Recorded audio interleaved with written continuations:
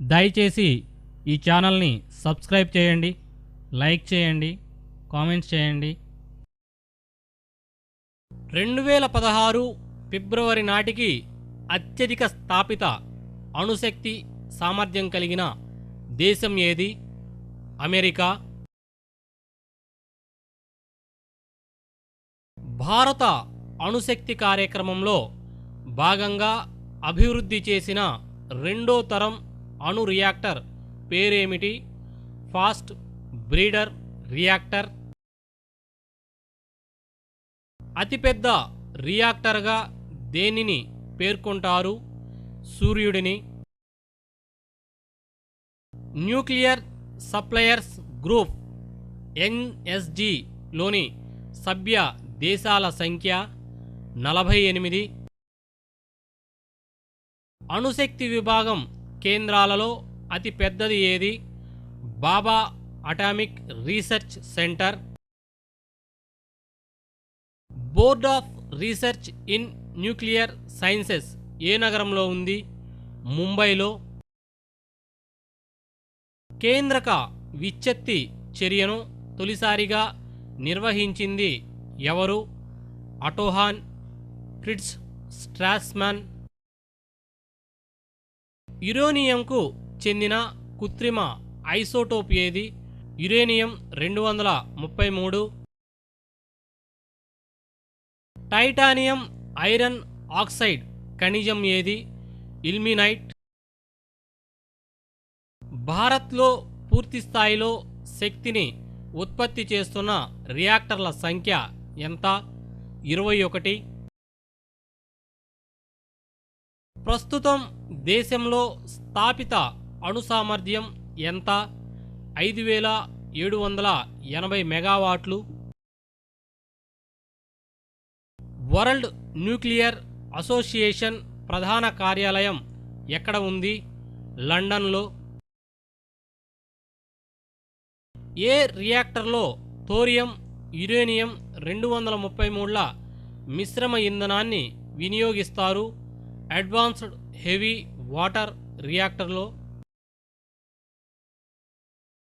అధిక అర్ధజీవిత కాలం కలిగిన లోహం ఏది? థోరియం. తొలిసారిగా రియాక్టర్ను నిర్మించింది ఎవరు? Enrico Fermi. వరల్డ్ న్యూక్లియర్ అసోసియేషన్ను ఏ సంవత్సరంలో ఏర్పాటు చేశారు? 2001 సంవత్సరంలో. ఇన్స్టిట్యూట్ ఫర్ ప్లాస్మా రీసెర్చ్ ఎక్కడ ఉంది? అహ్మదాబాద్లో. ఇంటర్నేషనల్ అటామిక్ ఎనర్జీ ఏజెన్సీ నివేదిక ప్రకారం థోరియం నిల్వలు అధికంగా ఉన్న దేశం ఏది? భారతదేశం. అత్యధిక అణు రియాక్టర్లను కలిగి ఉన్న దేశం ఏది? అమెరికా. ప్రపంచంలో తొలిసారిగా అణుశక్తి ద్వారా విద్యుత్తును ఉత్పత్తి చేసిన దేశం ఏది? Soviet union. ఒక రేడియోధార్మిక కేంద్రకం నుంచి ఆల్ఫా కిరణం విడుదలైనప్పుడు పరిమాణు సంఖ్య ఎంత? 2 ప్రమాణాలు తగ్గుతుంది. ప్రోటీన్ల జీవక్రియ అధ్యయనానికి వినియోగించే రేడియో ఐసోటోప్ ఏది? సల్ఫర్ 35. దేశంలో థోరియం ఏ ఖనిజ రూపంలో లభిస్తుంది? మోనజైట్ రూపంలో. ఇంటర్నేషనల్ అటామిక్ ఎనర్జీ ఏజెన్సీ గణాంకాల ప్రకారం భారత్లో ఎన్ని టన్నుల థోరియం నిల్వలు ఉన్నాయి? 3.19 లక్షల టన్నులు. యురేనియంను ఏ ముడి ఖనిజం నుంచి సంగ్రహిస్తారు? Magnesium diuranate. Fast breeder రియాక్టర్ల నిర్మాణం కోసం ఏర్పాటు చేసిన ప్రభుత్వ రంగ సంస్థ ఏది? భారతీయ నాభికీయ విద్యుత్ నిగమ్ లిమిటెడ్. BHAVINI. కృత్రిమ రేడియో ఐసోటోప్ ఏది? కార్బన్ 13. ఇంటర్నేషనల్ ఎనర్జీ ఏజెన్సీ ప్రధాన కార్యాలయం ఎక్కడ ఉంది? ప్యారిస్లో. ప్రపంచవ్యాప్తంగా ఉత్పత్తి అవుతున్న శక్తిలో అణుశక్తి వాటా ఎంత? 14%. ఊపిరితిత్తుల ఇమేజింగ్లో ఉపయోగించే రేడియోధార్మిక ఐసోటోప్ ఏది? క్వినాన్ 133. హజీరా బరోడా భారజల ప్లాంట్లు ఏ రాష్ట్రంలో ఉన్నాయి? గుజరాత్లో. భారత్లో అణు రియాక్టర్లు అధికంగా ఏ రాష్ట్రంలో ఉన్నాయి? రాజస్థాన్లో. దేశంలో అణుశక్తి విభాగాన్ని ఏ సంవత్సరంలో ఏర్పాటు చేశారు? 1954 సంవత్సరంలో. మొత్తం స్థాపిత శక్తి సామర్థ్యంలో అణుశక్తి వాటా అధికంగా ఉన్న దేశం ఏది? France. Experimental advanced superconducting tokamak EAST అనే సమ్మీలన రియాక్టర్ను రూపొందించిన దేశం ఏది? చైనా. దేశంలో మొట్టమొదటి 1000 మెగావాట్ల రియాక్టర్ను ఎక్కడ ఏర్పాటు చేశారు?